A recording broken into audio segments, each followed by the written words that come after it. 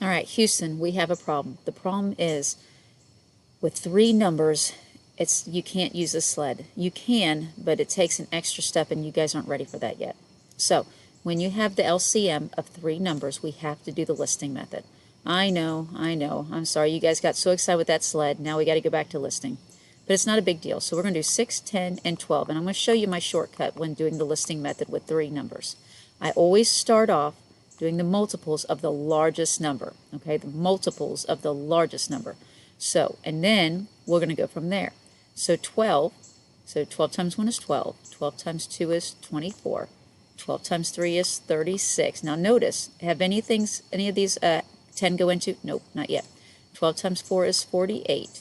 12 times 5 is 60. Now hold on. Here we go. Hold on. Right there. 60. Now 10 goes into 60, and 6 goes into 60. And if I go 10, 20, 30, 40, 50, 60, right?